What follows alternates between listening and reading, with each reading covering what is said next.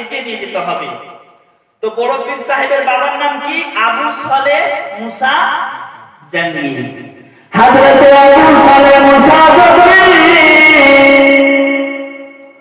একদিন সমুদ্রের কোলে বসে আছে, ক্ষুধা অবস্থায়, খিদা পেয়েছে, পেটের জ্বালা পেয়েছে। হঠাৎ করে দেখতে পেল সমুদ্রের স্রোতে একটা আপেল ভাসতে ভাসতে আসছে। আপেলটা সুন্দর পাকা তাজা আপেল। গস পাকের বাবা সে আপেলটাকে তুলে নিয়ে খেয়ে নিলেন। খাওয়ার পর বাড়ি চলে গেলেন। বাড়িতে ঘুমিয়ে আছেন। হঠাৎ করে আপনার মনের মধ্যে একটা প্রশ্ন জাগলো যে আমি যার আপেলটা খেয়েছি সেই আপেলটা কার? আপেলটা কোন ব্যক্তি? আমি তো তার পারমিশন নিয়ে খাইনি, আমি তো তার অর্ডার নিয়ে খাইনি, আমি বিনা অর্ডারে খেয়ে নিয়েছি। তো আল্লাহ আমার সমস্ত আমলকে বরবাদ করে দিবে। কত পরেজগার ছিলেন দেখেন, একটা আপেল সমুদ্রে ভেসে যাচ্ছে, খেয়ে নিয়েছে। ওই আপেল খাবার পর চিন্তা। আর আমরা কত না কি চুরি করে খাই না? মানুষের পাকা পেঁপে দেখলাম চুরি করে খেলাম, বেল দেখলাম চুরি করে খেলাম, হ্যাঁ, তারপর আপনার ভুট্টা আপনার চুরি করে খায়, কলুর পাতা চুরি করে, কত না চুরি করে করে খাই না? আম চুরি করে, লিচু চুরি করে, হ্যাঁ, চুরি করে খায়। কিন্তু গৌস পাকের বাবা এত বড় জাহিল মুসা, আপনার মুসা জঙ্গি দোস্ত, এত বড় আল্লাহর বুজরুগ ব্যক্তি ছিলেন। একটা আপেল খেয়ে মনের মধ্যে প্রশ্ন করতে লাগলো, আপেলটা খেলাম তো খেলাম কেন? আপেলটা কার পারমিশনে খেলাম?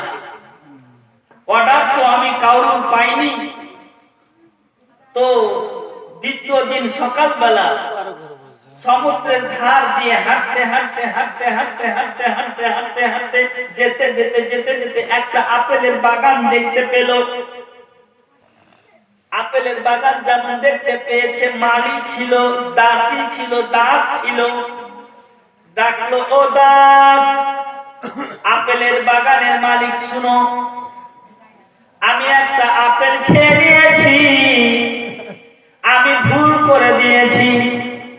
তো দাসটা বলতেছে, ওরে পাগল, ও পাগল ছেলে, এরকম হাজারো আপেল স্রোতে ভেসে যায় আর হাজারো মানুষ খেয়ে যায়, কেউ আসে না।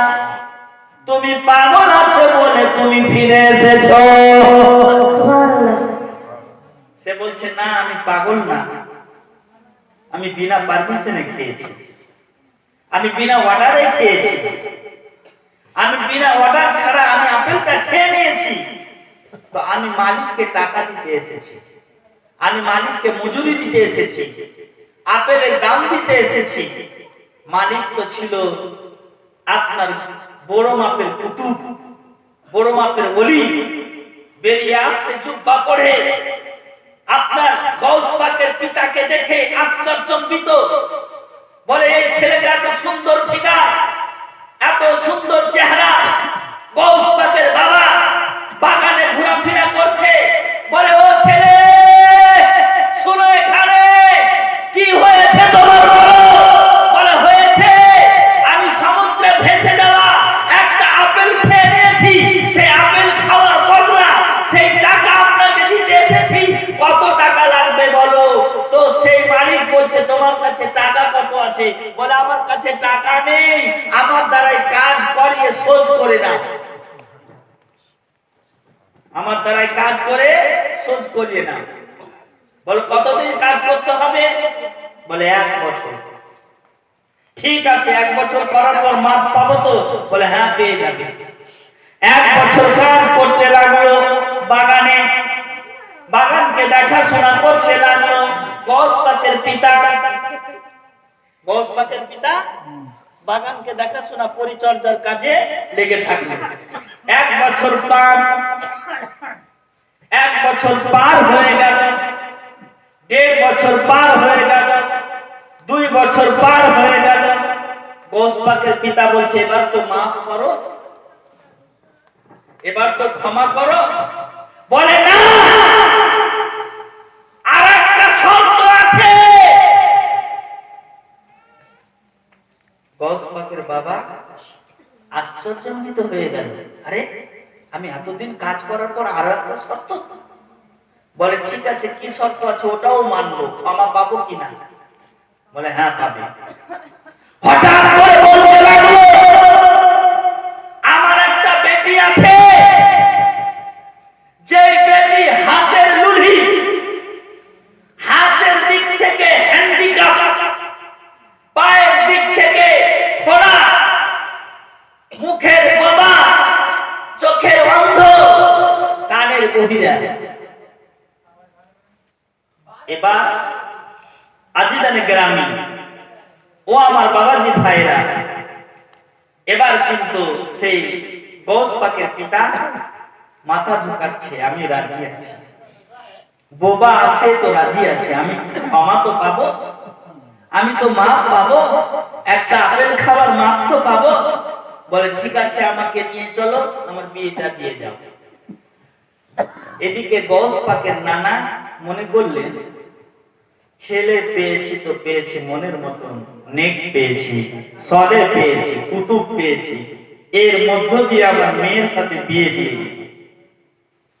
আর পেয়েছি আল্লাহ ওয়ালা লড়কা, সুযোগ তো ছাড়া যাবে না। কিন্তু এখন তখনকার জামানার লোক নেক ছেলে খুঁজতো, আর এখনকার মানুষ, এখনকার গার্জেন খুঁজছে কার চুল একেবারে আপনার একদিক ছিলা থাকবে, সেটা জামাই ভালো। হ্যাঁ, এখন চুল কাটা চলছে বর্তমানে কালিয়া চকে, একদিক খোরা বসিয়ে বাকি বসিয়ে কেটে ছিলে নিয়েছে, আর সামনেটা 2-4-5টা চুল রেখেছে আর স্টাইল করছে, ওটাই নাকি স্টাইল চলছে।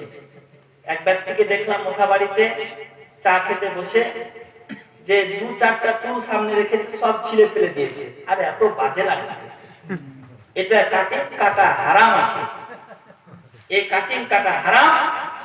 ওই কাটিং যারা কাটবে তারা জাহান্নামে যাবে। রাসূল সাল্লাল্লাহু আলাইহি সাল্লাম বলেছেন, এমন একটা জামানা আসবে মানুষ চুলকে বিভিন্ন ধরনের কাটিং করে কাটবে, আর মোচকে কাটবে, দাড়িকে কাটবে। আর এখন স্পেশাল দাড়ি রাখতে শুরু করেছে সবাই, স্টাইল দাড়ি হালকা করে 4টা খানি রেখে দিয়েছে এখানে, আর চতুর্দিকে তেল করে কাটিয়ে দিয়েছে।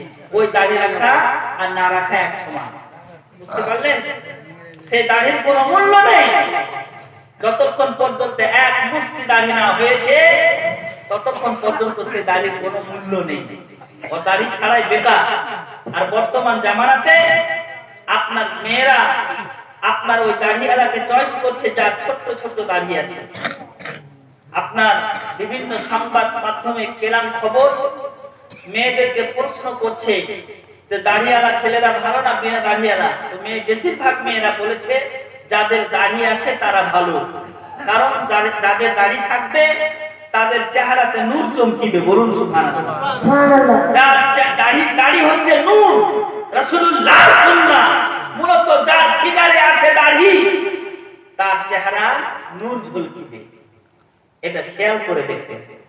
আর সায়েন্স বলছে দাড়ি যারা কাটবে হিমোগ্লোবিন এবং প্রচুর পরিমাণে সেখানে আপনার থাকে অ্যালকোহল, প্রচুর পরিমাণে সেখানে থাকে আপনার কি বলে উন্নত মানের পদার্থ, যেটা কেটে ফেলার পর সেখানে ছোট ছোট মুসরি দানার মতন ঘাও হতে শুরু করে, যেটাকে খিল বলে। কি দেখবেন যাদের মুখে দাঁড়িয়ে আছে ওদের মুখে খিল হবে না, আর যাদের মুখে দাঁড়িয়ে নেই তাদের খিল হবে, মুখটা খারাপ হবে। তো দাড়ি রাখাইটাই ভালো।